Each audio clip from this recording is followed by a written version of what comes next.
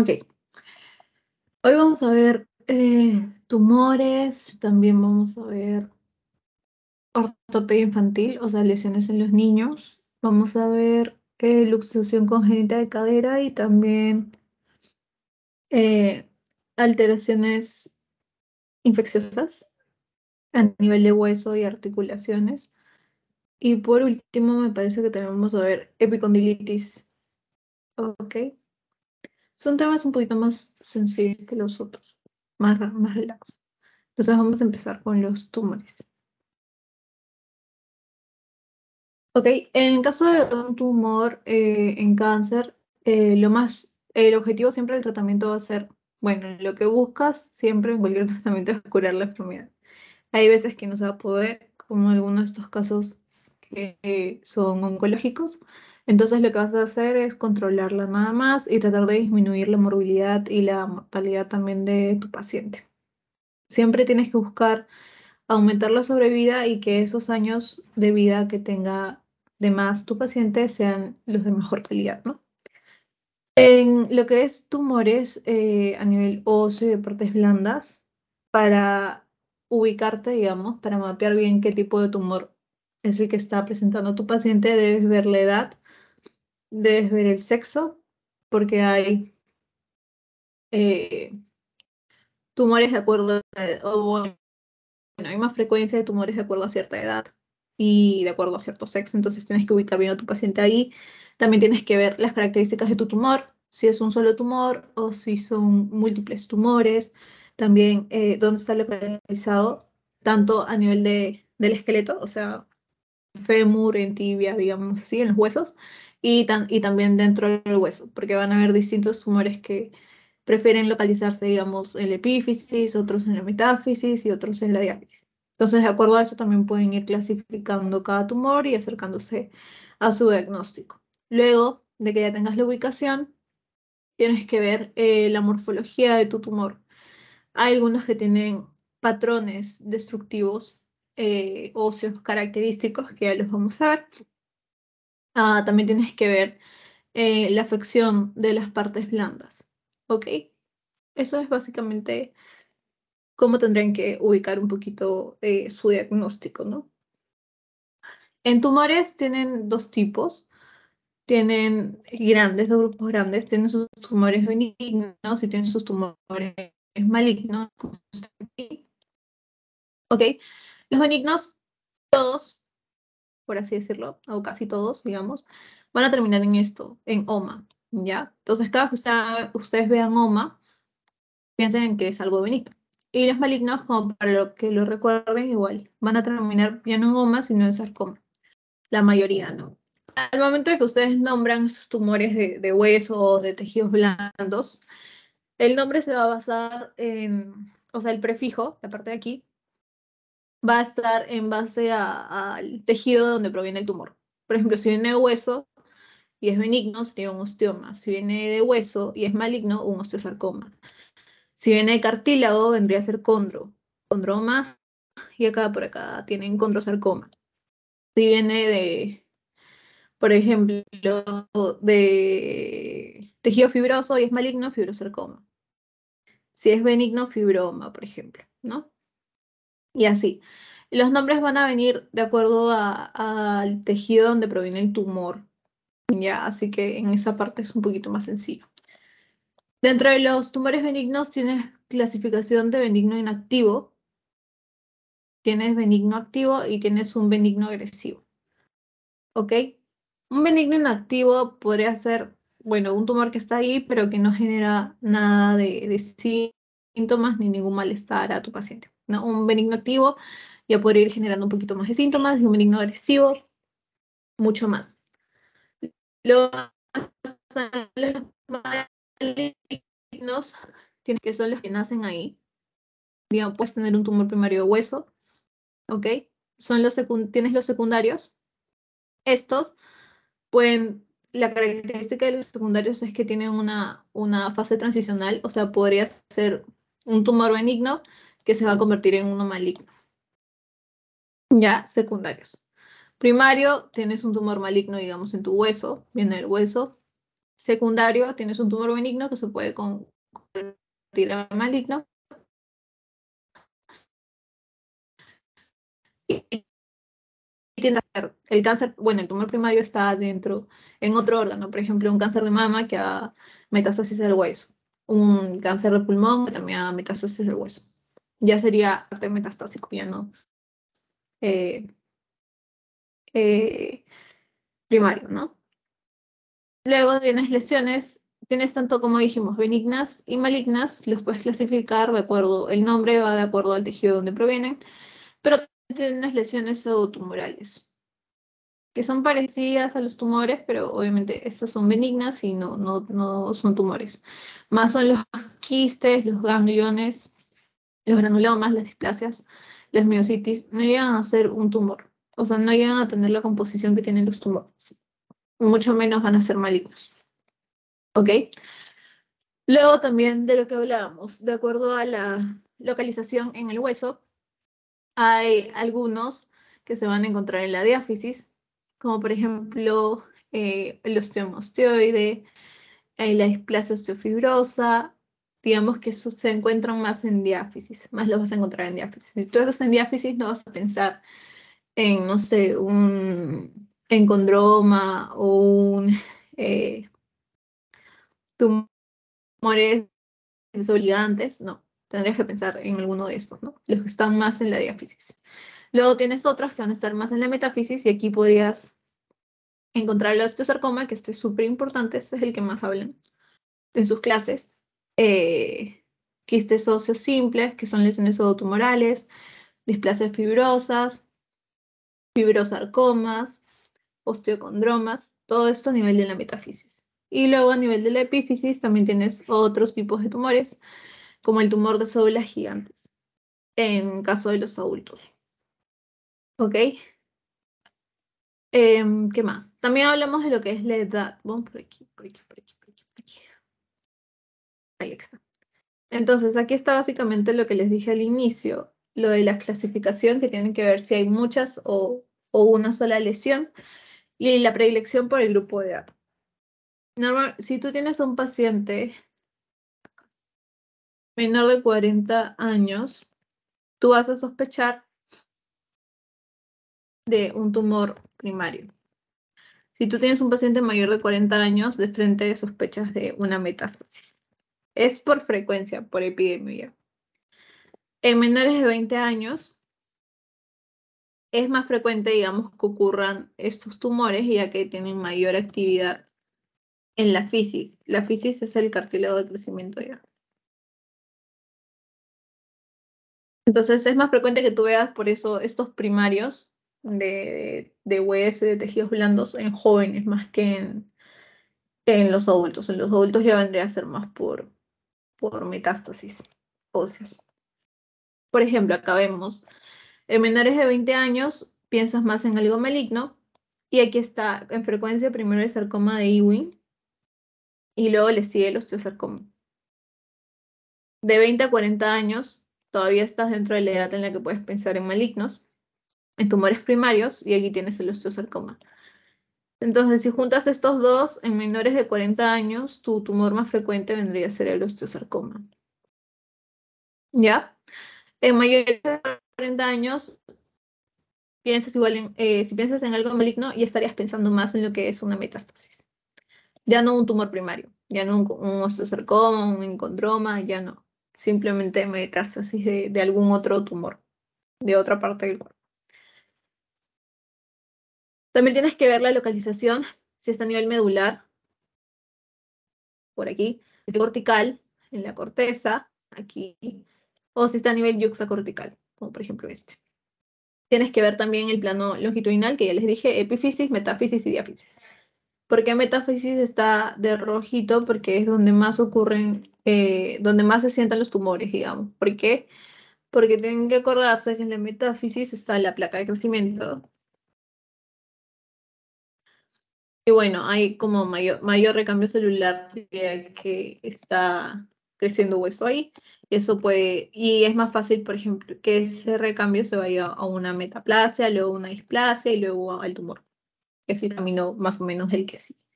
Es por la ubicación nomás de que ahí está la fisis o la placa de crecimiento o el cartílago de crecimiento. Ok, entonces más en la metafísica.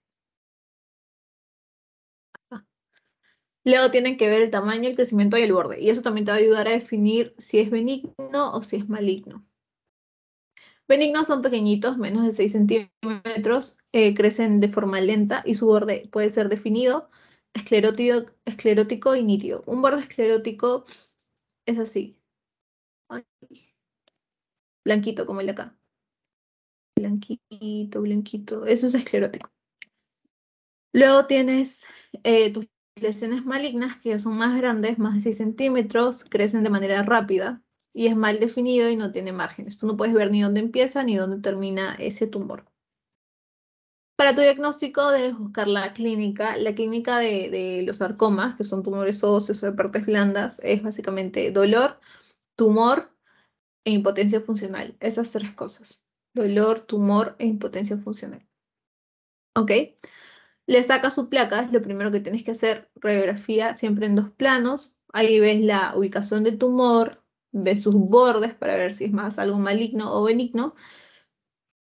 Y ves los patrones de destrucción ósea. ¿Cuáles son los patrones de destrucción ósea aquí? Tienes geográfico, tienes apolillado y tienes permeativo. Esto también te va a ayudar a ver si el tumor que has encontrado se acerca a algo benigno o algo maligno. Entonces, tienes geográfico, es una lesión lítica. Las lesiones líticas tienen que recordar que en radiografía se ven oscuras, negras, digamos. ¿Ok? Entonces, el geográfico es una lesión lítica que tiene sus bordes bien definidos, está marcado, tú sabes dónde empieza esa lesión y dónde termina, y te sugiere, por lo tanto, algo que no es agresivo. Entonces sería benigno. Si tú ves un patrón geográfico en algún tumor, te inclinas más porque sea algo benigno. Y es más benigno todavía si tiene ese borde esclerótico que les dije, ese borde de línea blanquita. ¿Qué tumores tienen esto? El encondroma, el defecto fibroso cortical, la displasia fibrosa y el quistroso simple. Luego está el apolillado, que son múltiples lesiones pequeñas, igual líticas, o sea, oscuritas, mal definidas, aquí ya no están tan bien definidas, y eso te va a indicar una lesión agresiva, frecuentemente maligna. ¿Ok? Entonces en apolillado ya empezamos a pensar en algo maligno, como el sarcoma de Ewing, alguna metástasis, el mieloma o la osteomielitis. Y el patrón primitivo, este ya es súper maligno, digamos. Si en apolillado solo lo estás pensando, el primitivo ya te confirma, porque te sugiere mayor agresividad, ya que ya no son múltiples lesiones pequeñitas, sino son una infinidad de lesiones líticas chiquitas, mal definidas, que son sutiles, y casi siempre ya son lesiones malignas, como les dije. Aquí está el sarcoma de Ewing, la metástasis, el mieloma y la osteomielitis igual. Luego tienes otra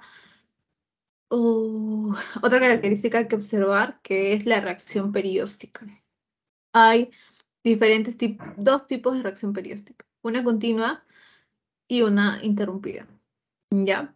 Continua, bueno, se llama reacción perióstica porque tendría que seguir esta línea negra que es el periósteo. Entonces, cuando tienes un hueso, tienes que observar siempre si el periósteo sigue o no sigue.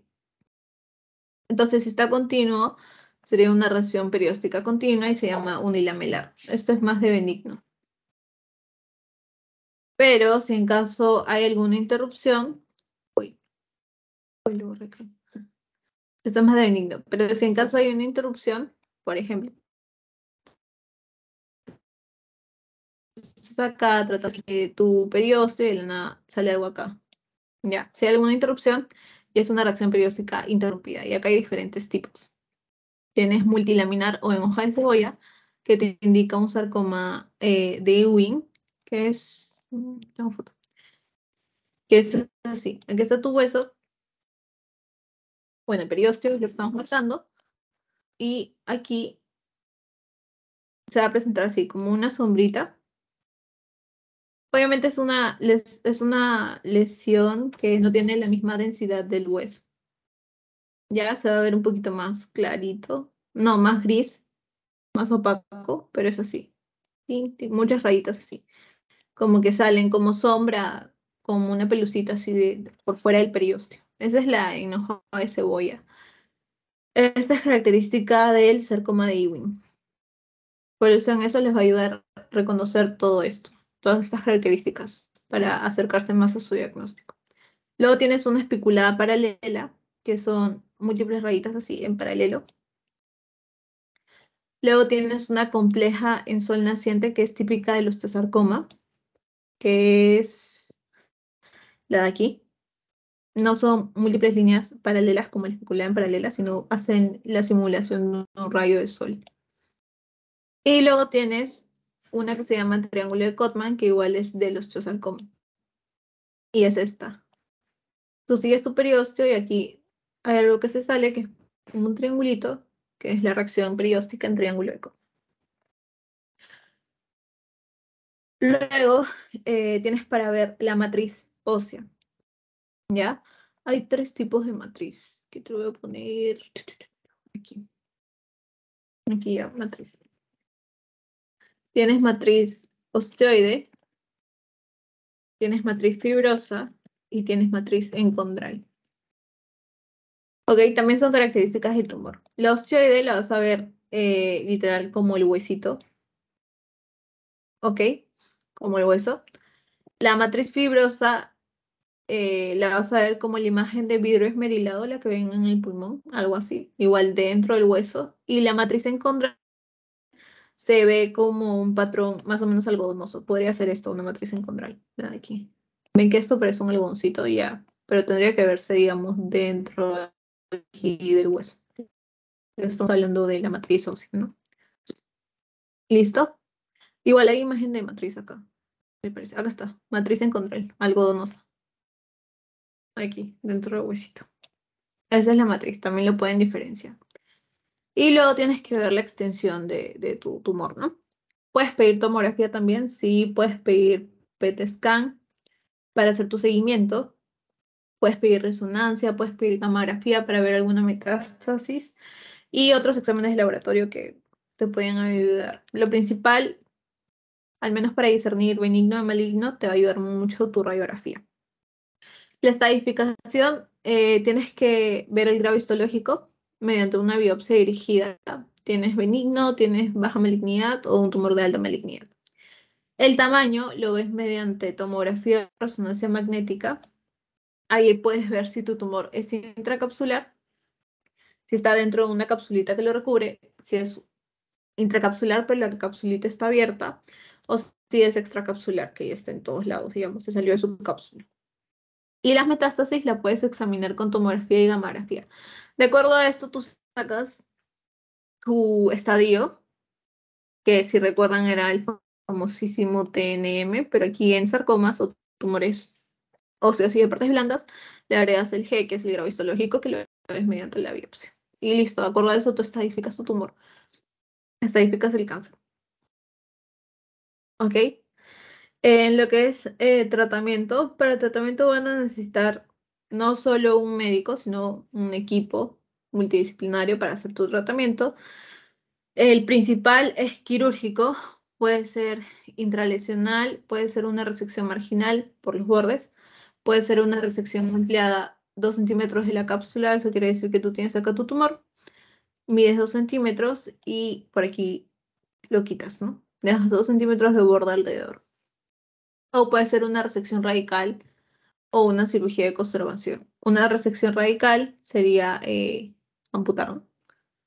O puedes realizar una cirugía de conservación, cualquiera de los dos. Vamos a borrar esto. Luego también podrías usar quimioterapia. Ok, puedes usar quimioterapia post o cirugía. En algunos casos usan quimioterapia post cirugía como para asegurarte de que ya no estás dejando ni un rastro de células malignas ahí, en tu lecho operatorio. Y en otros casos usan quimioterapia precirugía porque hay tumores que son un poquito más grandes, entonces tú puedes usar quimio o hasta radioterapia también para reducir el tamaño del tumor y que ya no sea inoperable, sino se vuelva operable y luego de la quimioterapia o la radioterapia tú lo operas. ¿Ok? La quimioterapia también post cirugía va a ayudar, va a impactar mucho en el pronóstico de tu paciente. Porque si tú no le eh, pones quimioterapia, puedes correr el riesgo de que reciba, ¿no? Y el tumor vuelva a aparecer. Un ratito, por favorcito.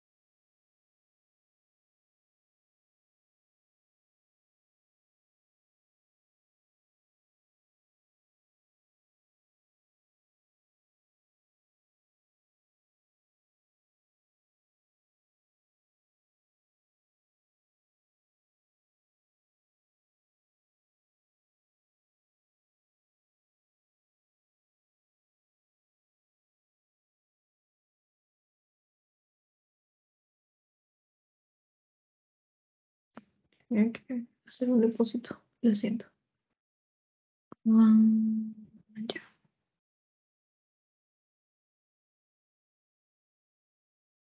Y ahora sí. Entonces, ahora vamos a ver un poquito algunos tumores, los que más tocan en su clase y sus características como para que los reconozcan fácil en caso de que les pongan algún caso clínico, ¿no? El osteosarcoma, este es el más importante, ¿ya? Ese sí lo tienen que aprender. El osteosarcoma es más en jóvenes, como hablamos al inicio, 20 años, es más en varones y ocurre en sitios de crecimiento rápido, que ya vimos que un sitio de crecimiento rápido es la metáfisis. ¿Ok?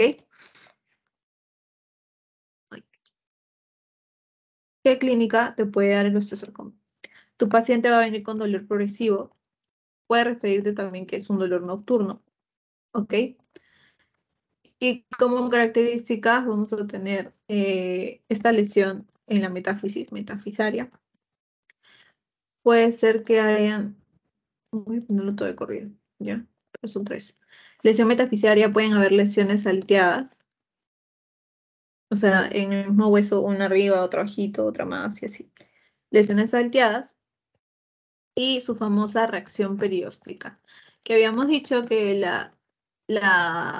que era característica era en sol naciente o triángulo de Codman.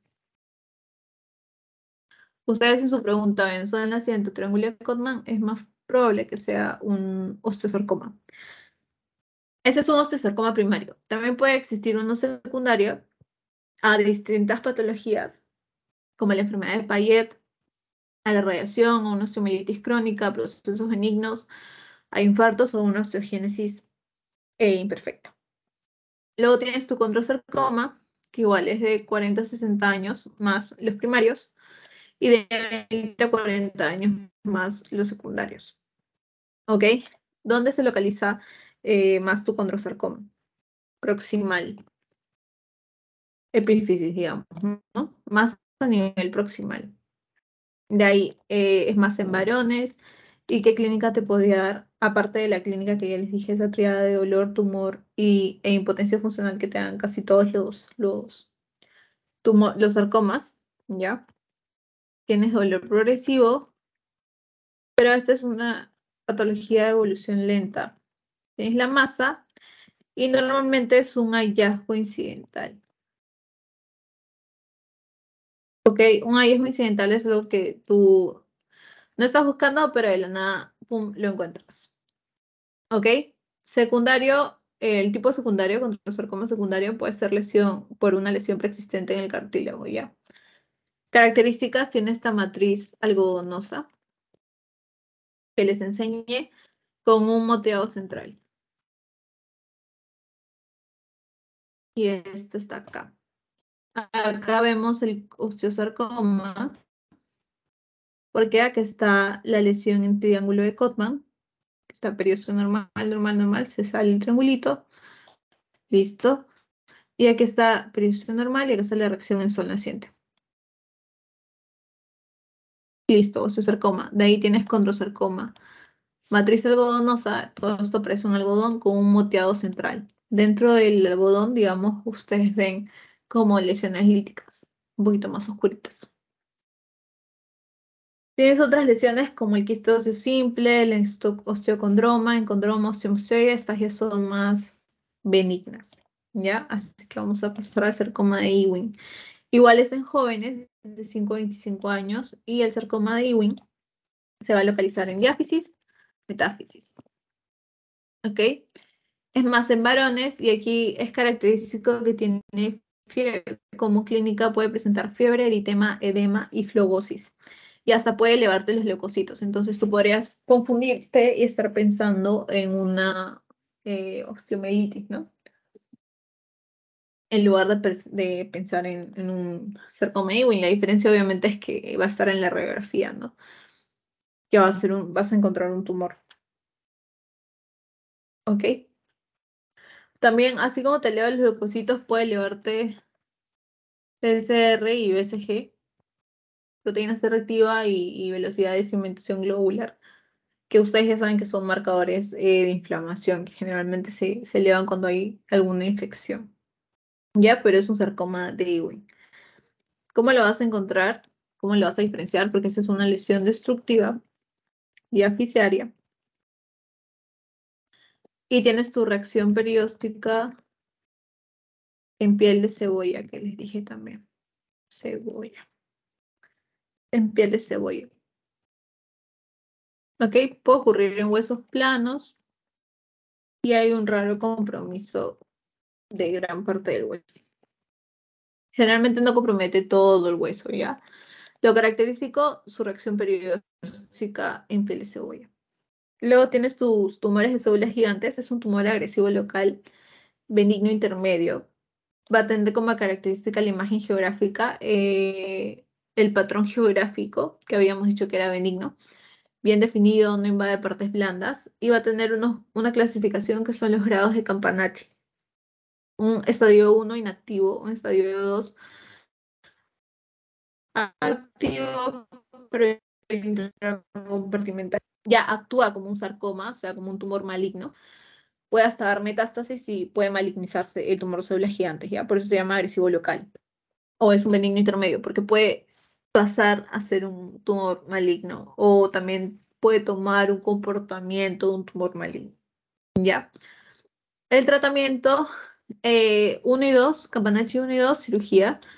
Y Campanacci 3, puedes darle denosumab prequirúrgico antes de la cirugía.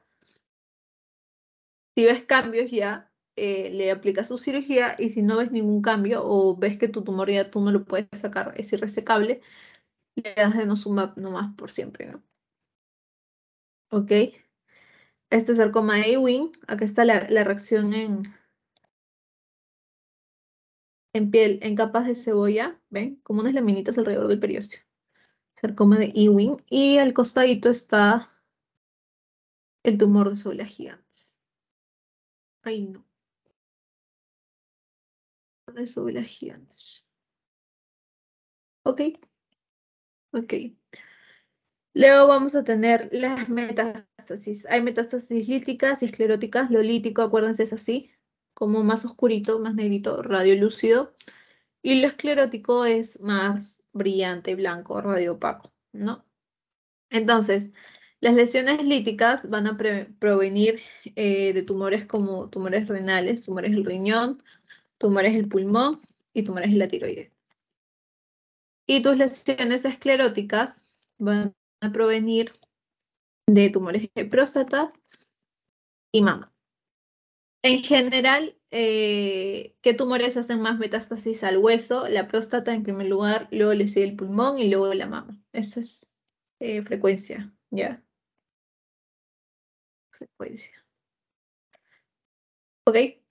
Patrón lítico, lesión lítica, por riñón, pulmón y tiroides, y patrón esclerótico, lesión esclerótica por próstata y mama. Luego tienes el mieloma múltiple que te da esta imagen a nivel del cráneo, que es una imagen sacabocado que se llama imagen sal y pimienta, que tiene lesiones líticas pequeñas que simulan, digamos, granitos de sal y granitos de pimienta, ¿no? ¿Ok? Eso sería todo en cuanto a tumores y ahora vamos a pasar a la parte de ortopedia e infantil. En los niños, las fracturas, digamos, muy pocos se van a tratar de manera quirúrgica, no como en los adultos, que a veces para algunas era como que solo existía el tratamiento quirúrgico. Pero en los niños no va a ser así porque van a tener menos tiempo de consolidación, ya que los niños, por fisiología, están en crecimiento en ese momento, ¿no? En su etapa de niños, ¿no? Entonces, no va a tener tanto tiempo de consolidación, no va a tardar tanto tiempo en curar o sanar esa fractura. Pero sí podrías haber alguna alteración del crecimiento si es que la fractura afecta ese cartílago que tiene el niño, porque es de ahí de donde va, a partir de eso es que crece el hueso, ¿no? Vamos a pasar. Las fracturas las podemos clasificar, las dividimos en los niños en completas, incompletas y en las epifisiolisis. Las epifisiolisis son como más las fracturas de la física del 14%, ¿no? Donde ya se daña esta parte de las epífisis, donde también incluye la metáfisis, que es donde está el cartílago de crecimiento, ¿no? Las completas son las mismas que tenemos en el adulto, pueden ser simples, que está la transversa, la oblicua, la espiroidea, tercer fragmento, de ahí tienes segmentada, de ahí tienes comminuta, ¿listo? Las mismas que tenemos en el adulto, las fracturas completas. Luego tienes las incompletas, que estas sí son características del niño, donde tienes la de tallo verde, incurvación diaficiaria o plástica también le dicen. Y la de rodete o también en botón, se llama rodete, se llama en botón o torus. Estas tres son las características de los niños. La tallo verde, la incurvación diaficiaria o plástica y la de rodete en botón o torus. La de tallo verde, ustedes ya saben que es porque simula al momento de que tú quieres romper un tallo. Se traza una línea de fractura, pero es incompleta, solo afecta una cortical, la de aquí. La de aquí, tú trazas tu línea por la cortical y no está afectada. ¿Ok? Se queda como que a la mitad, solo rompe una cortical, no puede romper el hueso verdaderamente en dos, porque queda atadita una parte de la cortical. Ok, ese es tallo verde. De ahí tienes la incurvación diaficiaria o plástica, donde no se observa eh, ninguna línea de fractura, simplemente ocurre por un aplastamiento de las trabéculas ahí del hueso que simulan esta forma como si el hueso se hubiera curvado, ¿no? No hay línea de fractura, no hay trazo como la de tallo verde, por ejemplo. Y luego la tienes la de rodete, o en botón, o en torus, que es que hay una compresión axial así, y se impacta una parte de la cortical sobre el hueso, entonces te genera como esta insuflación, como ¿cómo se dice? Como como si fuera, claro, como si un globito se hubiera inflado, porque se van a aplastar igual las trabéculas del hueso, ¿no? Y es como si se insuflara, como si se impactó y luego como si le entró un poquito de aire y se infló un poquito y se formó así como una bolita, una parte que queda anchita ahí a nivel del hueso. Ok, esa es la de rodete, un botón u torus. Y bueno, las completas, las que hablamos, que puede ser simple, eh, con trazo transverso, con trazo oblicuo, con trazo esferoideo, puede ser tercer fragmento, puede ser segmentada o con minuto, que ya son las del adulto, las que ya vimos al inicio de las clases. Luego están las epifisiolisis, que ya les dije que son las lesiones de la fisis, epifisis o cartílago de crecimiento. Y aquí está la clasificación de Salter y Harris, que también es importante que se la aprendan, que está acá. Entonces, según Salter y Harris, hay 5 tipos de estas lesiones a nivel de la fisis o cartílago de crecimiento. Empezamos con un tipo 1, donde solo hay una separación de la fisis. Vamos a poner SF. Separación de la fisis. Un tipo 2, vemos que igual la fisis está separada. La fisis aquí en este gráfico es esta línea con líneas en diagonal adentro. Ese es el cartílago de crecimiento. Entonces se separa el hueso del cartílago de crecimiento. Luego tienen un tipo 2, donde igual está separado, pero ya hay una fractura. Hay una fractura de la metáfisis. Entonces tiene separación de la fisis más fractura de metáfisis. Más fractura de metáfisis. Que está acá. Línea de fractura en la metáfisis y se separa la fisis. Tienes un tipo 3, donde hay separación de la fisis, pero con fractura de ya no de la metáfisis, ya no hacia arriba, sino hacia abajo acá, de la epífisis. Separación de la fisis más fractura de la epífisis. ¿Ok? Luego tienes el tipo 4, que igual hay una lesión, no está separada la fisis, ya se lesionó acá. Se ha lesionado, se ha partido en dos el cartílago de crecimiento, no está separado como en las otras. Entonces hay una lesión de la fisis con fractura más fractura de la epífisis y de la metáfisis. ¿Ok? Eso es lo que pasa en el tipo 4. Y en el tipo 5, estas flechas te indican que es un aplastamiento. Vamos a poner aplastamiento. Aplastamiento, ya. Entonces, simplemente hay un aplastamiento del cartílago de crecimiento, nada más. Vas a tener algunas que son extraarticulares, como el tipo 1 y 2, y a partir del tipo 3 ya vienen a ser articulares, ¿ya? Entonces tienes separada la fisis, luego 2, la fisis está separada con una fractura de metáfisis, luego 3, hay separación de la fisis con una fractura de la epífisis, pero ya hay afectación articular acá. La 4, hay una lesión de la fisis con fractura tanto de la epífisis y de la metáfisis, igual hay afectación articular. Y la 5 ya es un aplastamiento del cartílago de crecimiento. Las tipo, vamos a poner aquí, las tipo 1 y 2, que son las que no son articulares, no tienen lesión de las células germinativas. ¿Ok? Tienen buen pronóstico y puedes usar un tratamiento conservador. Luego está la 3, la 4 y la 5. ¿Ok? Que estas dejan secuelas y requieren cirugía, ya que ya están afectando a nivel articular. Ok, aquí está. 1 y 2, no hay lesión de las células germinativas ahí del cartílago, entonces tienen buen pronóstico, ya que puede seguir creciendo esos huesos sin necesidad de un tratamiento muy invasivo. Manejas con tratamiento conservador. Y 3, 4 y 5 ya hay lesión, entonces requiere más cirugía. Como ven ahí abajo también están los tratamientos. Inmovilización en el tipo 1 y 2 con reducción cerrada. Y en el tipo 3 y 4 puedes hacer reducción cerrada o abierta y le agregas cirugía, que puede ser una osteosíntesis con agujas transficiarias o tornillos que no son transficiarios. Y el tipo 5 es difícil de ver en radiografía, ya que solo es un aplastamiento, no te marca una línea de fractura. Entonces no lo vas a poder ver bien. Y aquí en este caso se tratan solo las secuelas, ¿no?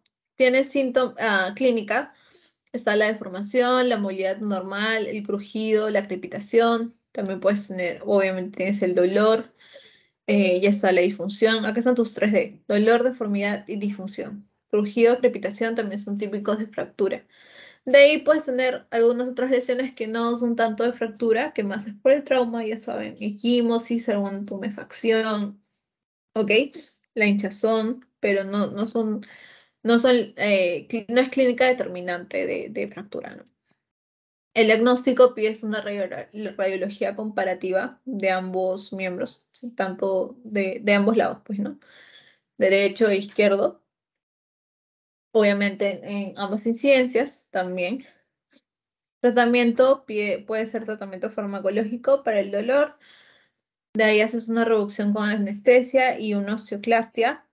Es una cirugía, puedes inmovilizar y luego pasas a un periodo de rehabilitación, como en los tratamientos de las fracturas que vimos anteriormente. Luego están tus fracturas en tallo verde. Estas ya vimos que eran incompletas y tienen que saber que es más frecuente que ocurra en el antebrazo. También puede ocurrir en muñeca. En muñeca y clavícula, pero el sitio más frecuente para tallo verde, como está acá, es antebrazo. Si ustedes se dan cuenta, acá está la línea de fractura, pero no llega a marcar esta cortical de acá, ni tampoco la de acá. Solo daña una cortical, que sería esta y aquí esta, ¿no? La otra no. Esa es fractura en tallo verde. Se rompe solo una cortical. Ocurre en huesos efiziarios finos y que tienen corticales muy delgadas, como ya vimos el antebrazo, la muñeca y la clavícula. De ahí, ¿qué tratamiento le puedes dar al niño? Reducción cerrada, bajo anestesia, más inmovilización con yeso por 4 a 6 semanas. Ok, esto le das a tu niño. Luego tienes tus fracturas completas, que el tratamiento va a basarse en si es o no desplazada. Si no está desplazada, inmovilizas. Si estás desplazada, obviamente tienes que reducir primero, tratar de ponerla en su lugar y luego la inmovilizas. No desplazada, solo inmovilizas, obvio, porque no está, los fragmentos están, digamos, está en línea de fractura, pero están así. Entonces, eso si lo inmovilizas puede seguir creciendo normalmente, porque es un niño. Y desplazada es como que está así, los dos fragmentos de la fractura, digamos, están así. Tendrías que reducir, ponerlos en su lugar y luego inmovilizar para que se mantenga ahí. En los niños se trata de no usar estas placas por lo mismo de que ahí está el hueso en crecimiento y las placas dañan, porque es como que quitaran, bueno, destruyeran, lijaran un poco el hueso para poner las placas. Porque el hueso está en crecimiento.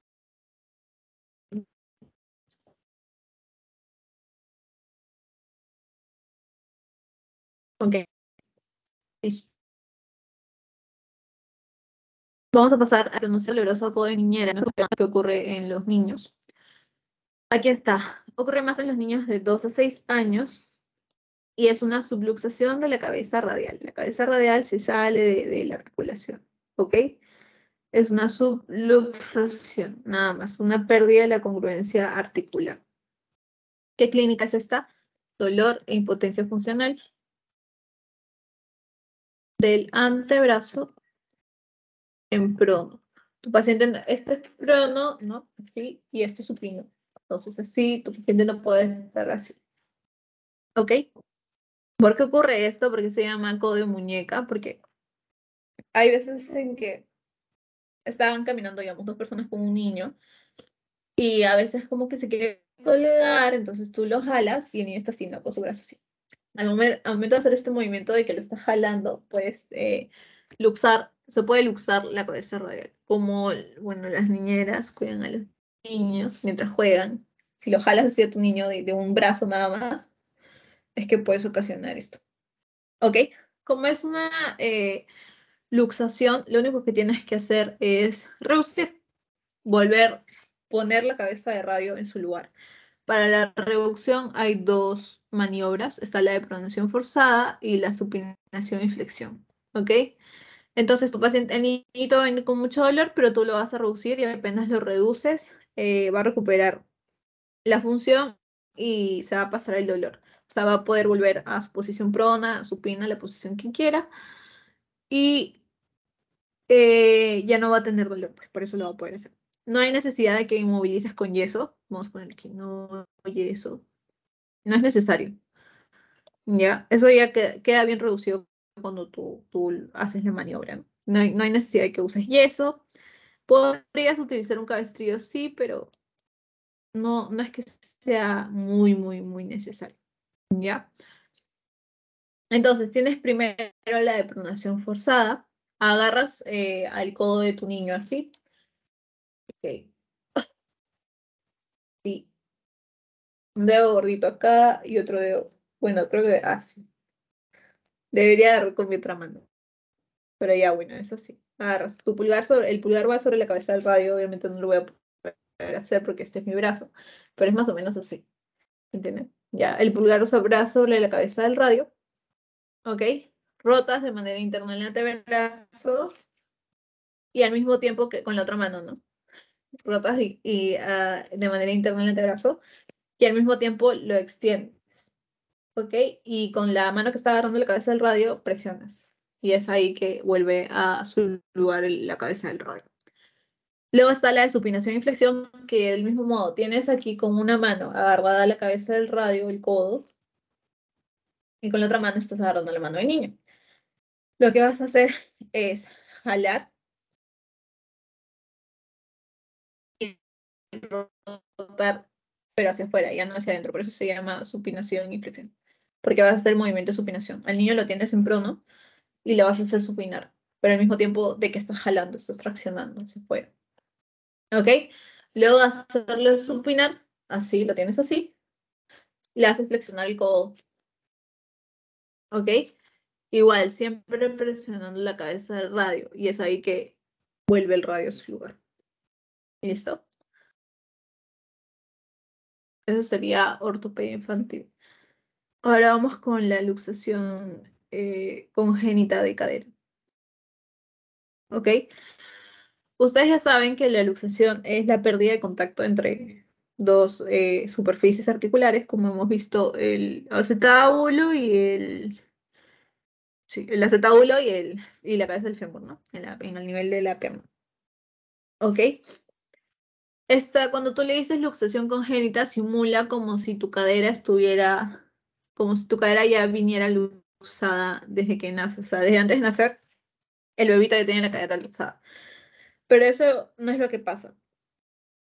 Lo que pasa es que hay alguna alteración, digamos, en la forma. Aquí viene el acetábulo de una cadera normal, así y así, casi una C. Lo que pasa es que en algunos niños hay una alteración en esta forma, entonces se vuelve, digamos, más plano, ¿no? Puede volverse más plano, más oblicuo. Entonces, ese fémur no va a estar bien articulado a la cabeza, al- a la, a la, a la cavidad acetabular. ¿Sí es el acetábulo? No, es el acetábulo. ¿Ok? No va a estar, no va a estar bien articulado. ¿Por qué? Porque digamos, lo congénito es que haya una malformación ahí en el acetábulo. Eso es, que predispone que la cadera se luxe. No es que el niño ya venga con la cadera luxada, sino que hay una malformación ahí que al momento de jalar, digamos, de sacar al bebé a veces,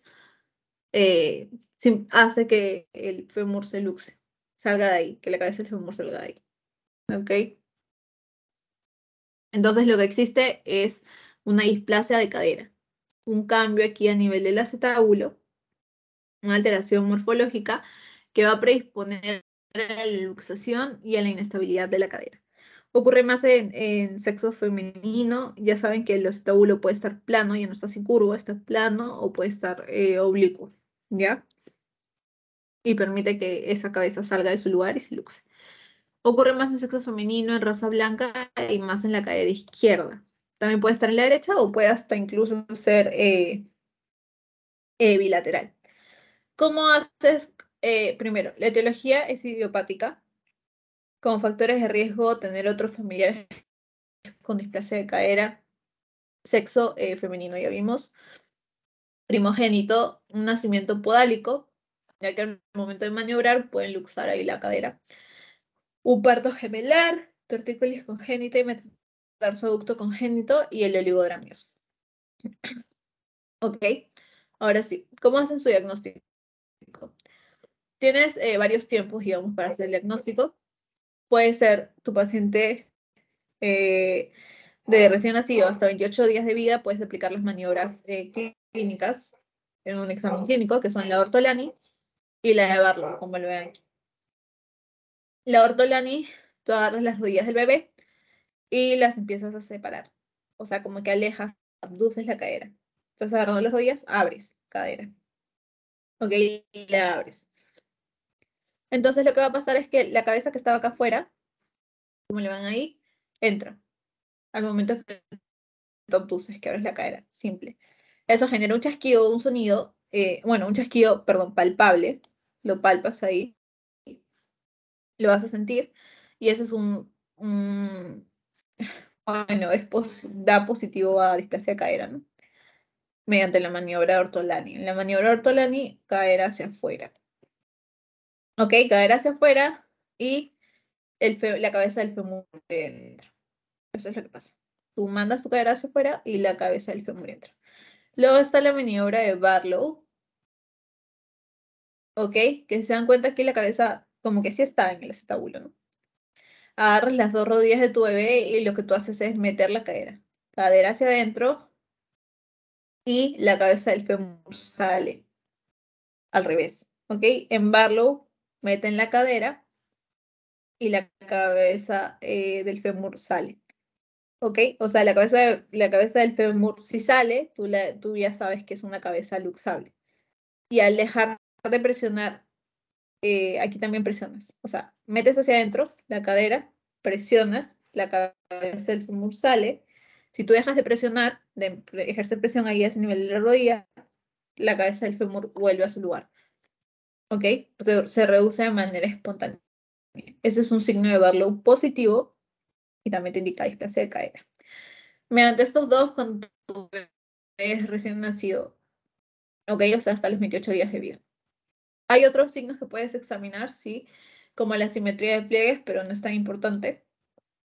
En caso de lo agarres de manera tardía, de 3 a 6 meses, podrías valerte de una limitación de la abducción. De igual forma, tratas de abrir las caderas, abducir. Normalmente se tendría que abducir un ángulo de 80 grados a más, pero si abduce menos de 80 es que hay una limitación, entonces te indica un poquito más de displasia. De ahí tienes el signo de Galeazzi, observas, pones a tu bebé así en el cúbito dorsal y ves la discrepancia en la longitud de los muslos, por ejemplo. Este muslo es más largo que este, que mira hasta aquí nomás. De ahí puedes ver asimetría de pliegues, no sé si ven que los bebés tienen pliegues por aquí. Si están asimétricos también te damos para displasia de cadera. Y el signo de pivot en la cadera afectada. ¿Listo? Imágenes, la ecografía va a ser el gold estándar en recién nacidos hasta los 6 meses. No hay nada que le gane a la ecografía. ¿Ok? Pero no es superior al examen clínico. ¿Okay? Me refería a que no hay otra imagen que le gane a la ecografía en este grupo etario. Pero lo mejor va a ser siempre tu examen clínico, ¿no? Tus maniobras de Ortolani y de Barlow. Ortolani ya saben que sacan ustedes la cadera hacia afuera y el hueso entra.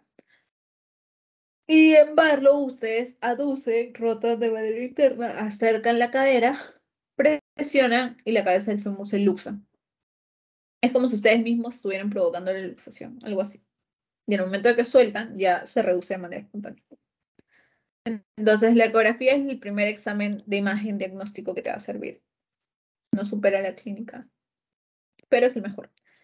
Luego tienes su radiografía que o lo haces en mayores de 3 a 4 meses.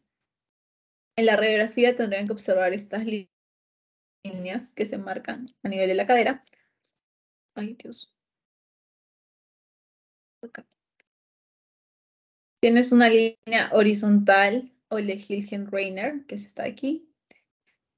Tienes una línea vertical o de Perkins, que está aquí. ¿Ok? Y esto te divide a tu cadera en 4 cuadrantes. Vamos hablando de un lado, ¿no? Tienes tu cuadrante superior externo.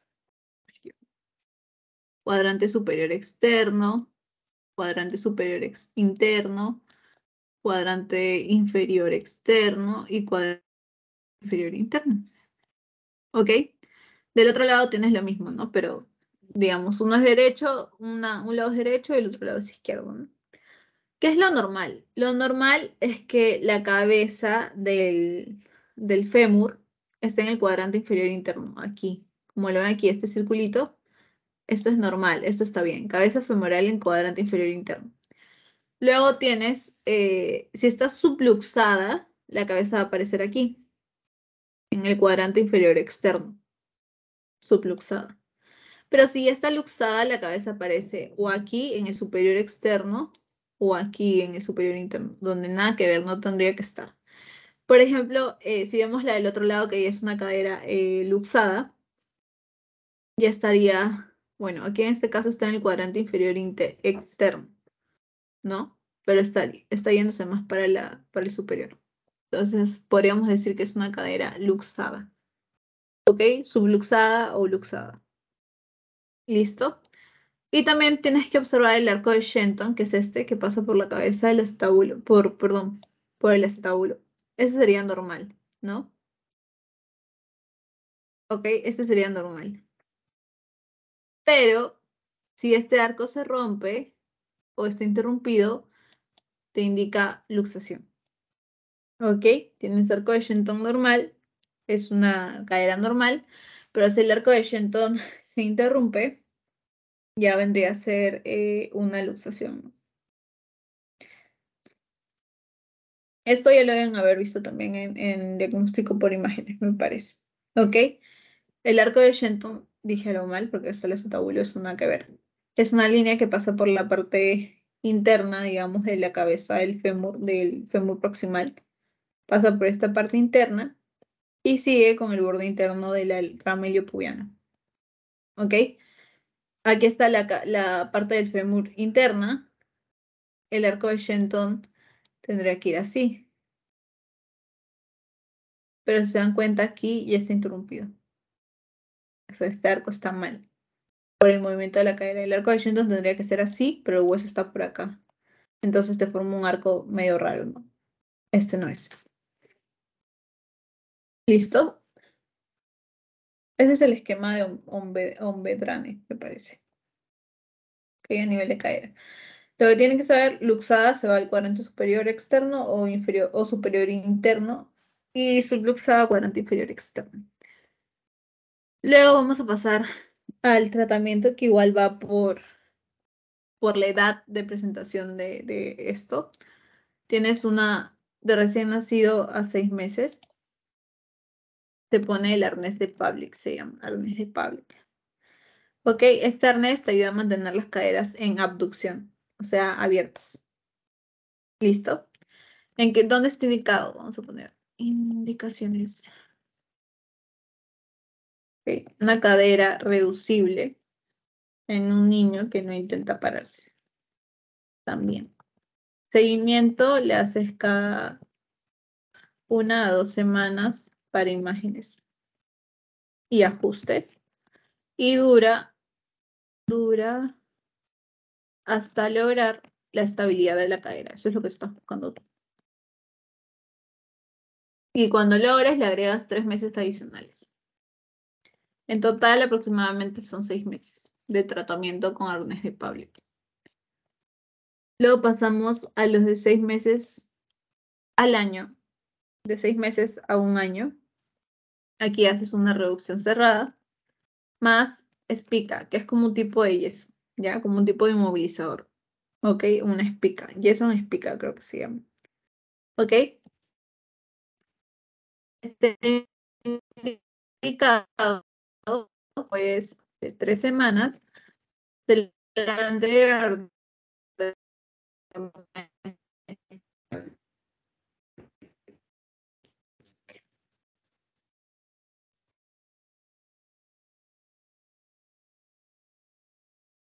El explicación, o sea, hacen una reducción abierta, osteotomía más acortamiento del fémur.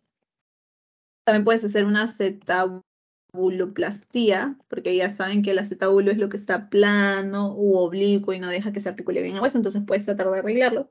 Ponerle un injerto para darle esa forma curvita natural que tiene, donde se articula bien la cabeza del fémur.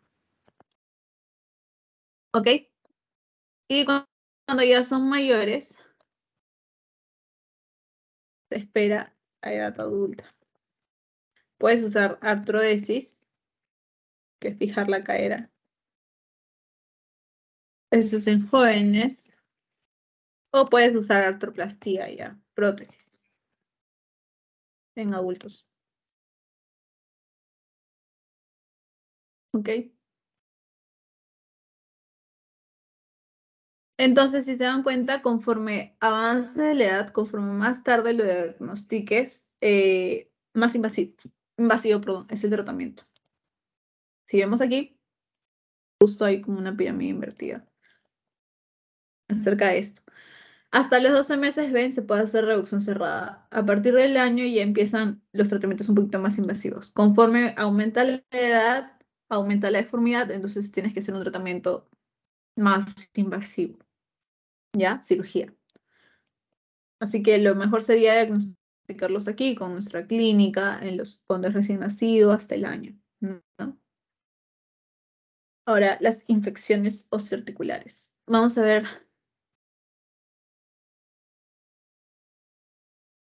Vamos a ver tres tipos: la osteomielitis hematógena, la artritis séptica y la tuberculosis osteoarticular. ¿Ok? Entonces empezamos. En la osteomielitis hematógena, tú vas a tener primero, obviamente, tus bacterias. Esas bacterias van a generar, bueno, él va a generar un proceso inflamatorio en donde va a haber vasodilatación, que te va a dar como clínica rubor y calor, ¿ya? Por eso ocurren esta sintomatología que le llamamos signos de flabosis, ya, ocurre por esto, por la vasodilatación, empieza con el rubor y con el calor. Luego salen los leucocitos al torrente sanguíneo, hay tejidos infiltrados por exudado, que son leucocitos y líquido, unido con líquido, y generan un tumor. Luego aumenta la presión en las áreas centrales de multiplicación por las bacterias y genera dolor. Luego va a generar isquemia. Este aumento de presión va a disminuir la perfusión y genera isquemia. Luego puede llegar a ser necrosis y también puede llegar a ser un absceso, ¿no? El germen más frecuentemente encontrado aquí en osteomielitis hematógena es el Staphylococcus aureus coagulasa positivo, ya en un 80%. Ocurre más en la metáfisis del niño, tiene una metáfisis muy vascularizada, es por ello que ocurre. Voy a poner aquí muy vascularizado.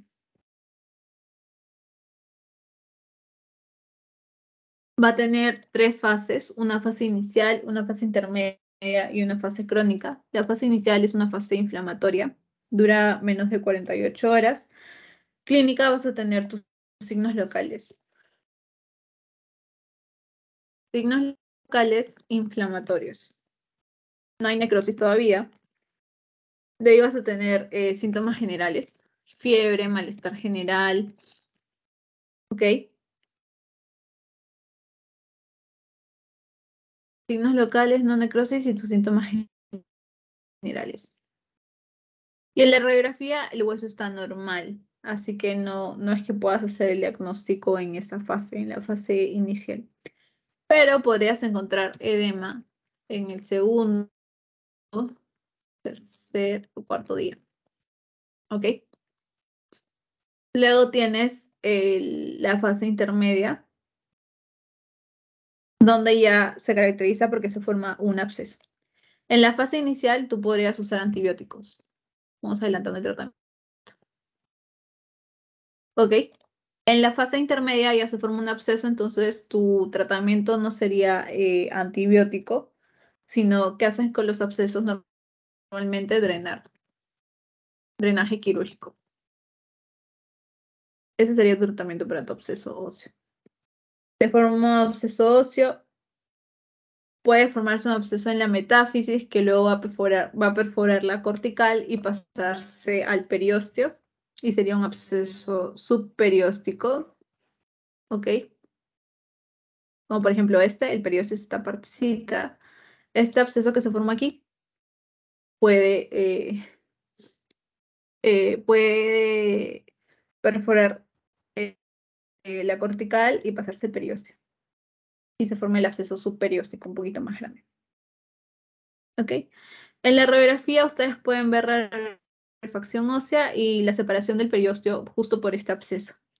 ¿Listo? Luego tienes la fase crónica, donde ya hay un secuestro óseo, que es lo que marca el inicio. Aquí, inicio.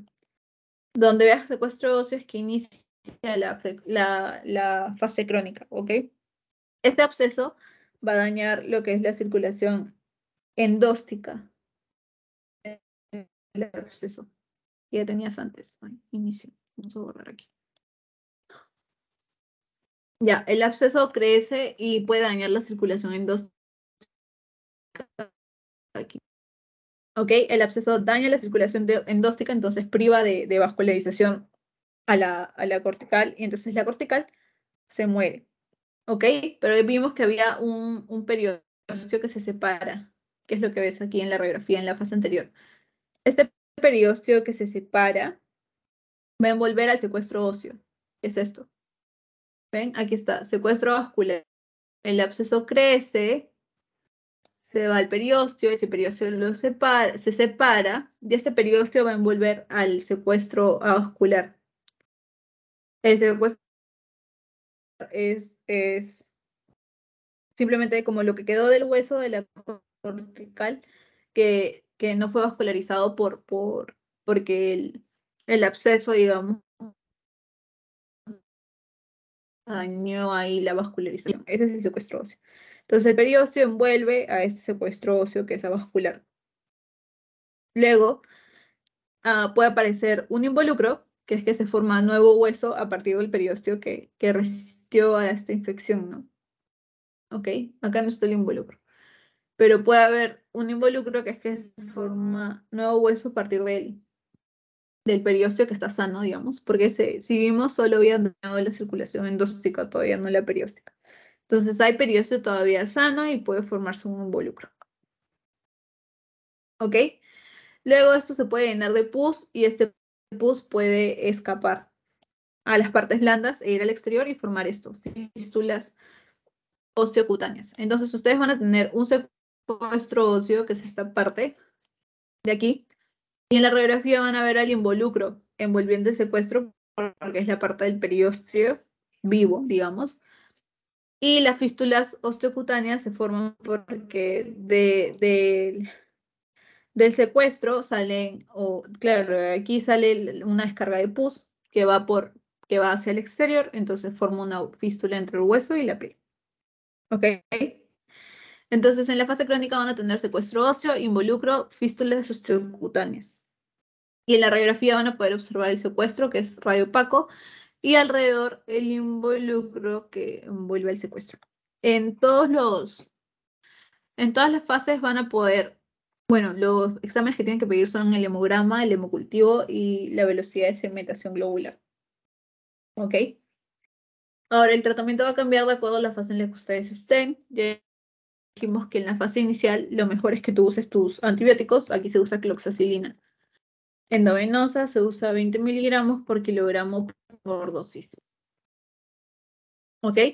Si mejora, se va a dar un signo que se llama signo de la piel del anciano, que es porque disminuyen estos signos de inflamación, o sea, disminuye el calor, el rubor, los signos de flabosis, el calor, el rubor, el tumor, ¿ok? Y se forma un signo de la piel del anciano. Es como si hubieras tenido algo acá hinchado y luego de la nada baja, entonces tu piel queda como media arrugada o suelta como la de un anciano. Ese es el signo de la piel del anciano, que muestra mejora con la antibioticoterapia. Entonces, si mejora, tú le das, sigues con tus antibióticos mínimo 3 semanas. ¿Ok? Si no mejora, a las 24 o 36 horas ya pasaría a ser una fase intermedia. Y la fase intermedia vimos que se formaba el absceso, entonces se trata con cirugía. Lo que hacen en la fase intermedia es el drenaje quirúrgico del absceso. ¿Ok? Entonces tú tienes tu absceso aquí, le haces una incisión y puedes irrigar de manera continua con con solución salina, con cloruro de sodio, para quitar todo el pus que está ahí adentro e ir drenando y limpiando esa parte, ¿no? Pero aquí en la fase intermedia es cirugía con drenaje quirúrgico. En la fase crónica se dice igual también cirugía con una descompresión quirúrgica del área continua. Si el secuestro, que es lo que se estaba formando, el tejido muerto, si el secuestro está libre, si es una exéresis, se quita, ¿ok?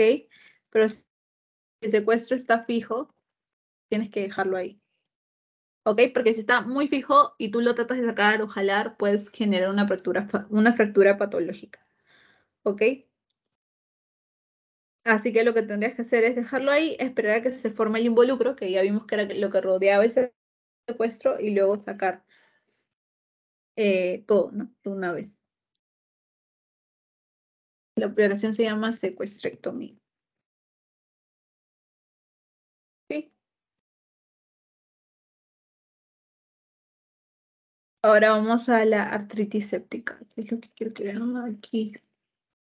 Entonces, en la artritis séptica podría venir la infección o la bacteria por una inoculación directa, en caso de una cirugía, postcirugía o algún trauma o alguna inyección, o por vía hematógena, por una infección, por una bacteriemia.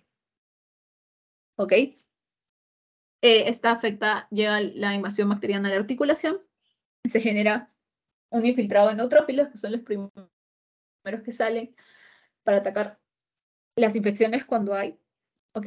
Se genera este proceso inflamatorio, empiezan a infiltrar las bacterias por los capilares sinoviales, o sea, a nivel de los cartílagos sinoviales en las articulaciones, ¿ok?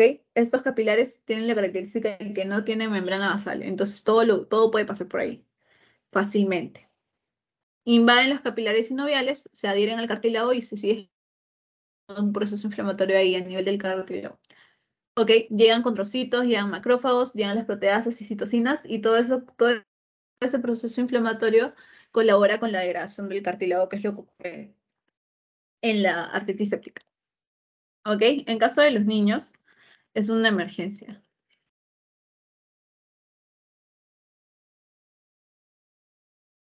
Ok, si el cartílago no es regenerado,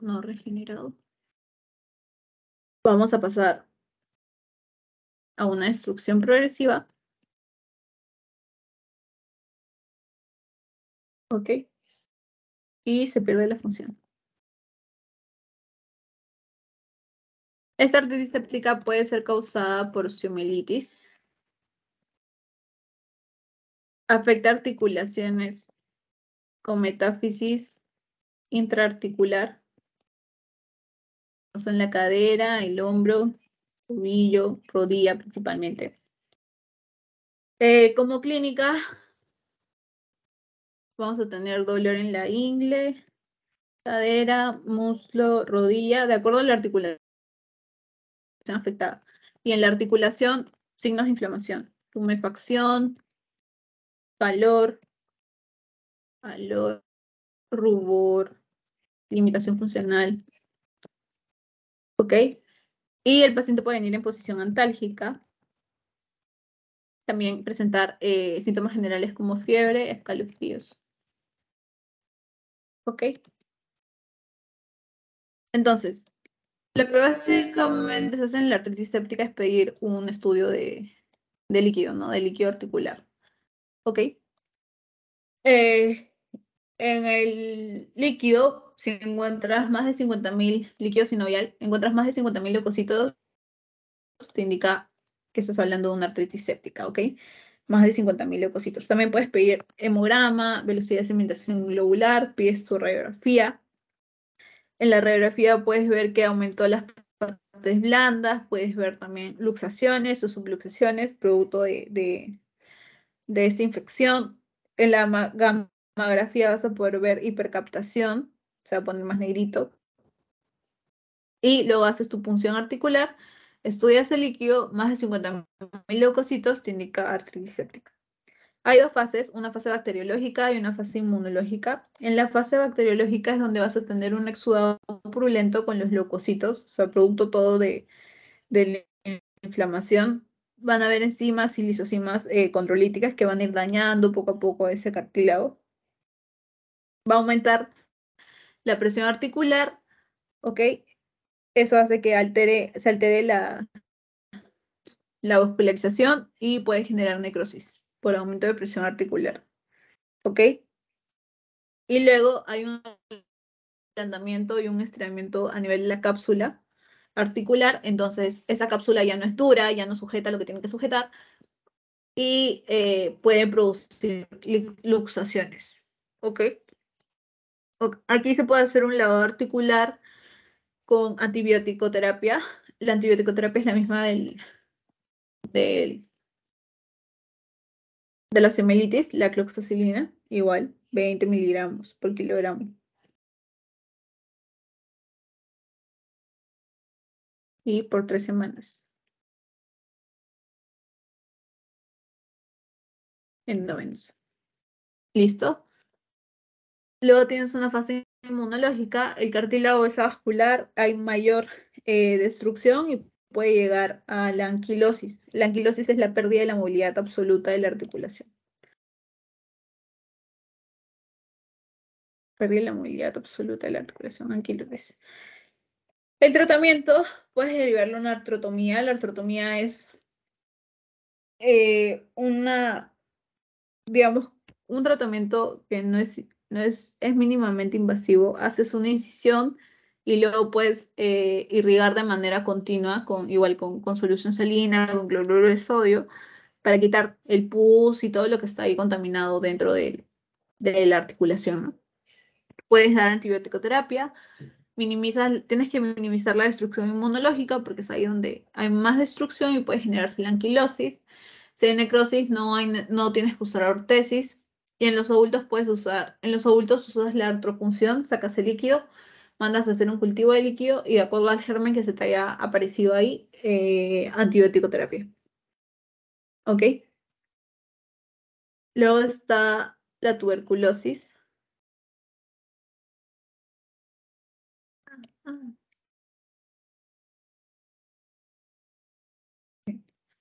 Luego está la tuberculosis osteoarticular, donde ya saben que como factores de riesgo son los generales, así también como los de tuberculosis, inmunodeprimidos, alcohólicos, adictos a drogas, ¿qué más? Bajo nivel socioeconómico, ¿ok? En la tuberculosis igual vamos a tener 3 fases, una fase inicial, una fase evolutiva y una de reparación. La de sinovitis es dentro de la fase inicial y lo importante aquí es que esté 100% tratable. Es aquí que deberíamos buscar actuar cuando todavía no hay ningún cambio estructural. Simplemente hay una sinovitis. Igual esta es una enfermedad de curso lento, ¿ok? Puede producir hipertrofia y también formación del tejido de granulación en la sinovia, igual con derrame articular y luego al final una erosión del hueso, ¿ok? También va a haber una forma gaseosa, que es la más agresiva. Forma gaseosa es la más agresiva y ocurre más en inmunodeprimidos o cuando hay alta virulencia del bacilo, ¿no? Ya saben que la forma gaseosa es cuando se forma un casium, claro, un tejido, es como un tejido, un casium, ¿ok? Que lo que va a hacer es destruir la articulación de forma completa, poco a poco. Ocurre más en inmunodeprimidos o cuando hay alta virulencia del bacilo. Tenemos la fase inicial con sinovitis, hay una implantación ósea, la implantación ósea es menos frecuente, la implantación mixta es grave. Luego pasa a una fase evolutiva donde ya empieza a afectar estructuralmente. La articulación genera absceso, puede generar las cavernas. El cartílago va a destruirse por invasión de la sinovitis basilar y se pueden destruir la cápsula y los ligamentos. Luego una fase de reparación donde este absceso se reabsorbe, las partes blandas se retraen, pero pueden haber fístulas, puede haber una actitud viciosa articular y puede haber anquilosis secundaria con destrucción ósea y la destrucción ósea y del cartílago. O sea, una pérdida del movimiento por la destrucción ósea que hubo y la destrucción cartilaginosa, que esto es por la invasión basilar, ¿no? A nivel de la articulación. ¿Dónde es más frecuente? ¿En qué hueso? Vértebras. Ok, creo que me olvidé. Tuberculosis articular. Clínica, vas a tener tus síntomas generales, ok. Van a ser síntomas insidiosos, poco floridos, ok.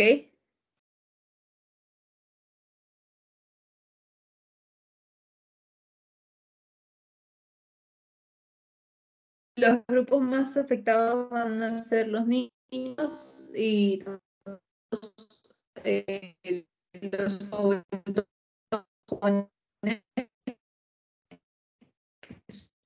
son más en riesgo.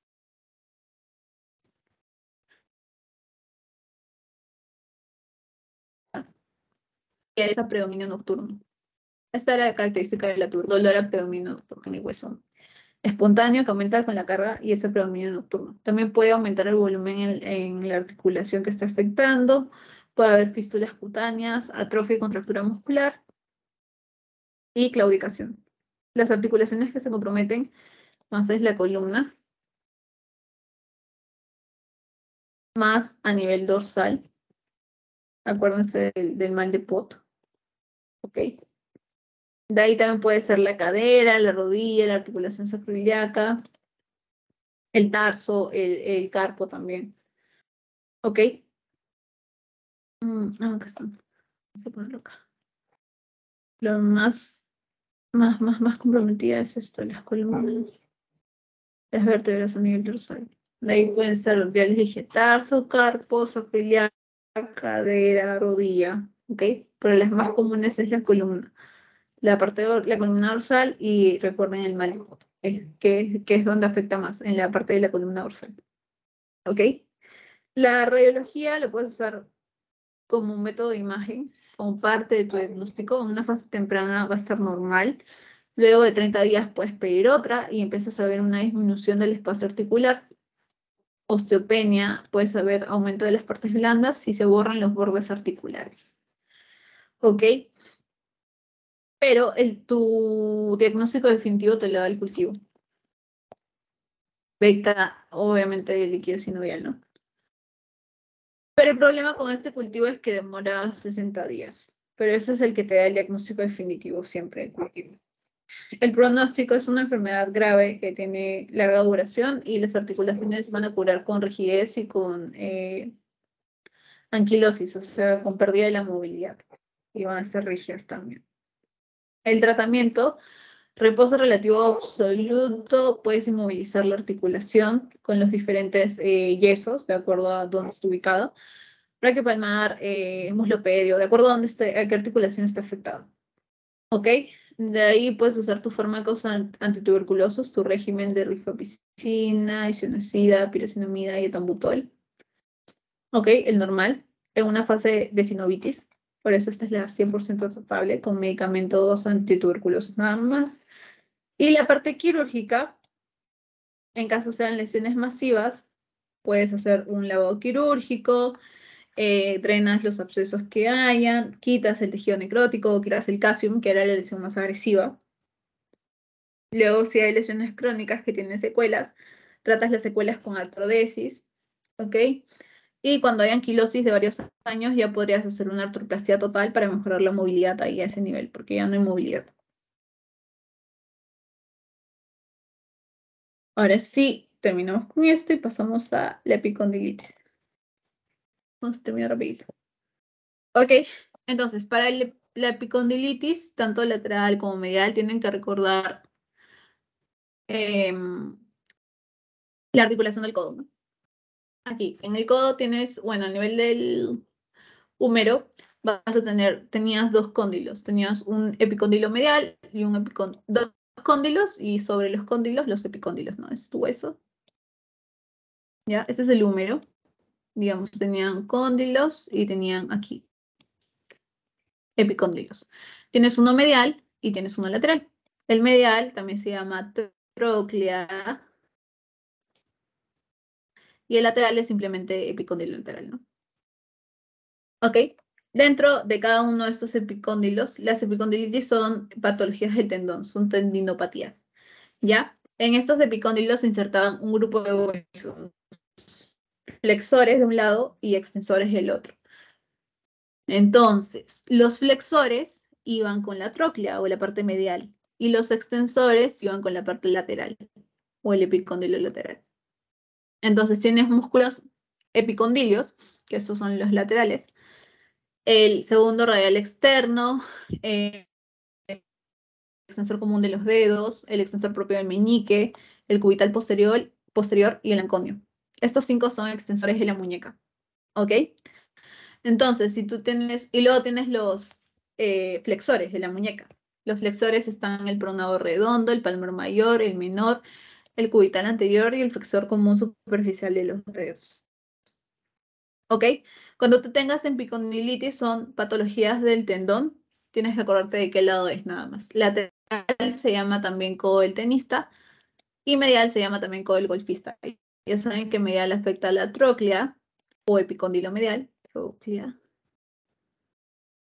Y lateral, ya el epicóndilo lateral nomás. Epicóndilo lateral. ¿Ok? Entonces, esta es una tendinopatía, primero la del codo del tenista, la lateral. Tendinopatía por sobreuso de los músculos extensores de la muñeca, que son los que se insertan en el epicóndilo lateral. ¿Qué músculos principales? El extensor radial corto y extensor común de los dedos. Ok, afecta a pacientes entre los 30 y 50 años y normalmente es por una enfermedad laboral. Cuando es sobreuso es básicamente sí por trabajo, son como enfermedades ocupacionales. Realizan un mismo movimiento, en este caso sería un movimiento de extensión de la muñeca en el trabajo todo el tiempo, entonces eso causa un sobreuso y causa una lesión del tendón, ¿no? ¿Listo? Tienes dolor, pero el dolor va a ser en la cara lateral del codo, ¿ok? Porque estás hablando de tu epicóndilo lateral, donde están tus extensores, en la cara lateral del codo. Hay debilidad para coger y levantar los objetos, hay una limitación de las actividades diarias, hay dolor a la palpación igual de la cara lateral del codo, porque estamos en lateral. Y la evaluación la puedes hacer con un test de Cousin o con una prueba de la silla, o chair test también se llama. La prueba de la silla consiste en que le pones a tu paciente una silla con un respaldar y no sé si alguna vez han levantado, digamos, la silla con el respaldar. Ya, simplemente es eso. Levantar la silla desde el respaldar con un brazo y obviamente si tienes dolor en la parte epicondiliar, en la parte lateral del codo, ¿ok? La prueba salía positiva y tendrías una tendinopatía de extensores de la muñeca o codo del tenista, ¿no? ¿Listo?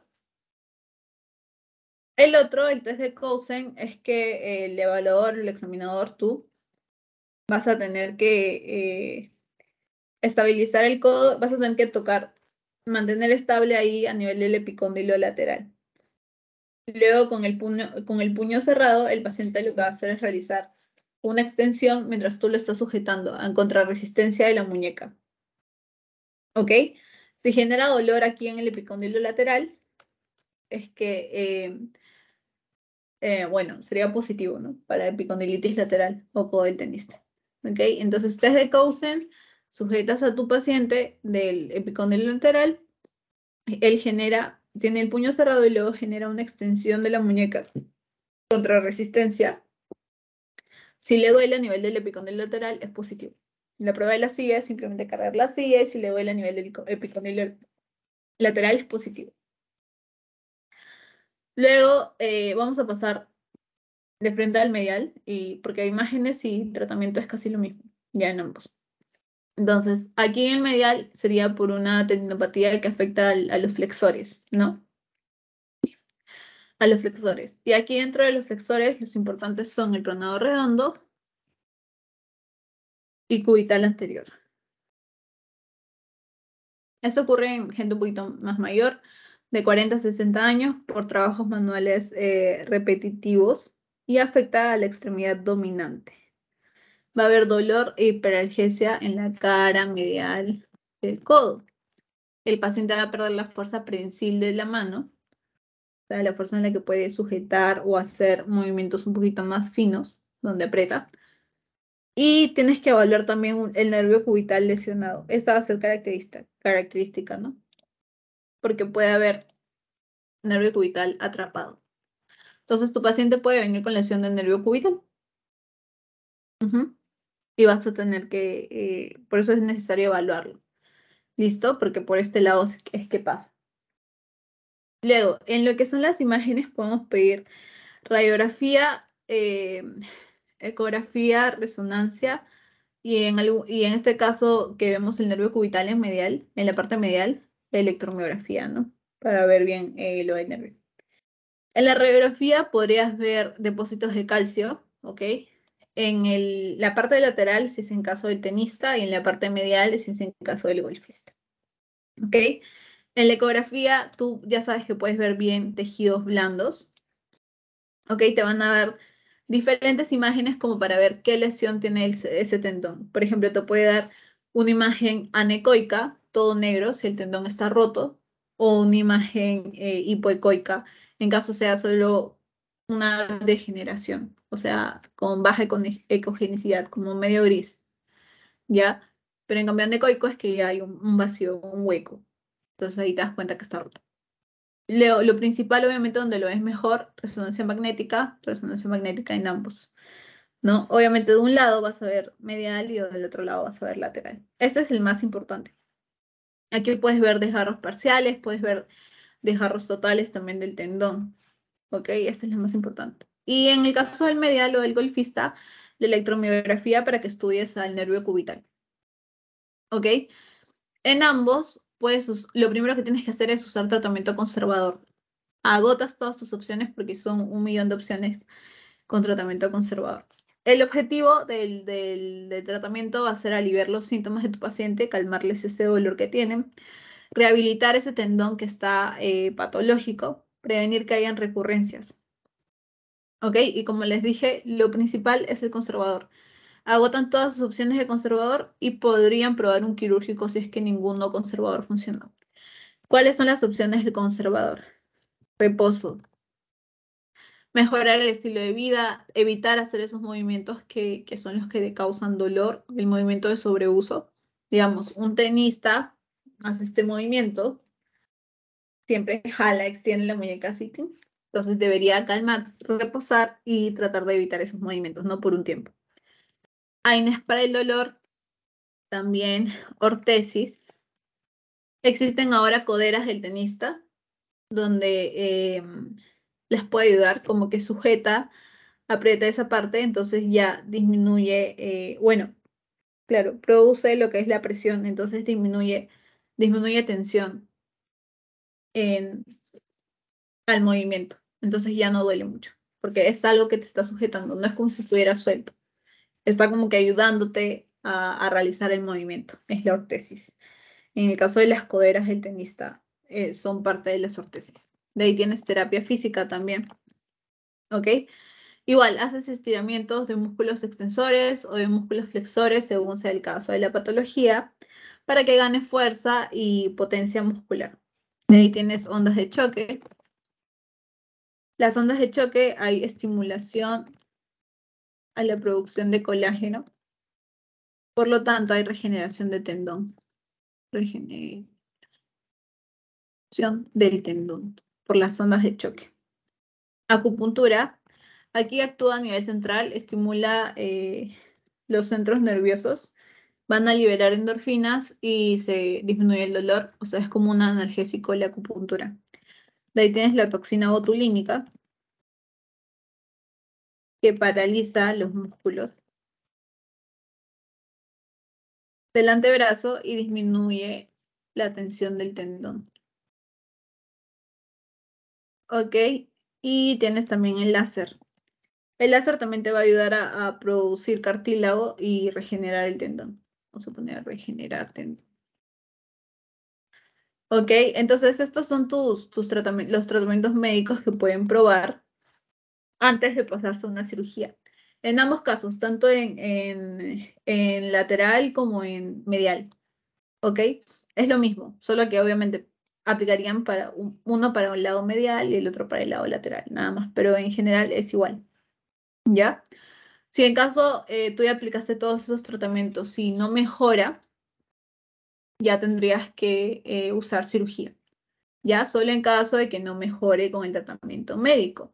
Aquí también me faltó la infiltración de glucocorticoides.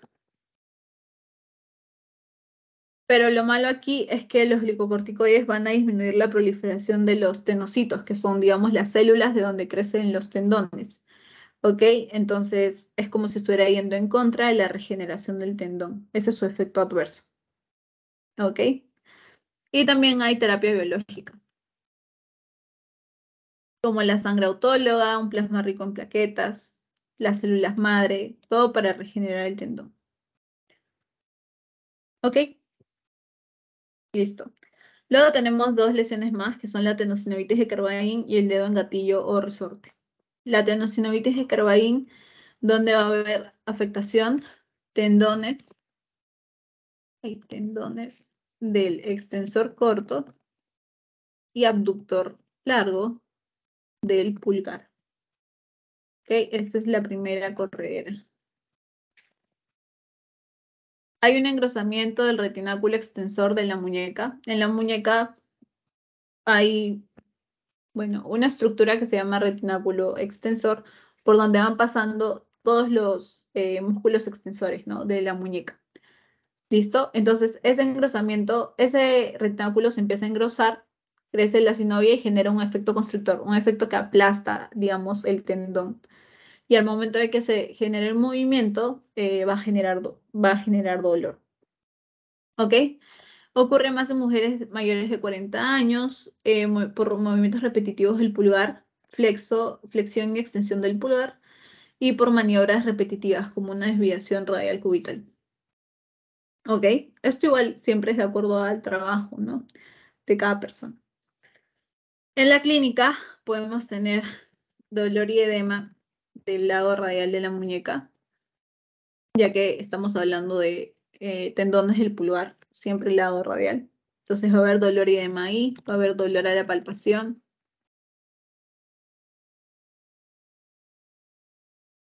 Dolor aumenta con movimientos que tensan los tendones, como la extensión y flexión del pulgar, o la prensión, como al momento de que quieren agarrar una jarra, por ejemplo, o coger algún objeto. Listo. Entonces tu paciente no va a poder servir agüita de una jarra porque le va a doler mucho a nivel radial, ¿no? Por la presión que hay, por el engrosamiento que hay aquí a nivel de este retináculo extensor. ¿Listo? Luego tienes aquí, para examinarlo clínicamente, el test de Filkenstein. Le pides al paciente que realice este movimiento. Dios, este movimiento, a mí se me duele. Y si le genera dolor, tienes el puño así, lo haces así. Le genera dolor a nivel del lado radial de la muñeca, sería un test de Finkelstein positivo para tendinocinovitis de Kerwain. En imágenes, la que mejor precisión te da es la resonancia magnética, te puede mostrar tu tendón engrosado y puede haber fluido por la inflamación. El tratamiento, en los casos leves, AINES e inmovilización y mejorar los estilos de vida. Y en los casos graves, liberación quirúrgica del retináculo extensor. Hay algo apretando ahí, entonces lo que hacen es romper un poquito, cortar un poquito el retináculo extensor para liberar la presión. Ahora, cada vez que dicen mejorar estilos de vida, se refiere a dejar de hacer los movimientos, porque básicamente estas afecciones son por movimientos repetitivos. Listo. El dedo en gatillo o resorte es por un bloqueo o atrapamiento de los tendones flexores a nivel de la polea A1, que está en la palma de la mano. ¿Ok? A nivel de la mano van a ver estas cositas, estas estructuras que son poleas, por donde igual entran tendones. ¿Ok? Entonces, a nivel de la polea A1, los flexores van por abajo por la palma. Por aquí, en la polea A1 entra un tendón flexor, y si hay un bloqueo o un atrapamiento, se genera el dedo en gatillo o resorte. Puede ocurrir ay, Dios, flexión prolongada, forzada del dedo. Por ejemplo, en el momento que están llevando bolsas de las compras o cuando agarras muy fuerte algunas herramientas, tienes una flexión prolongada de tu dedo, del dedo índice en este caso, y se puede generar este dedo en gatillo o resorte.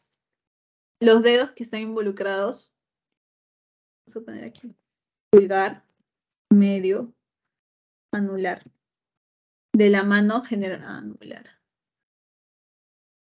De la mano derecha.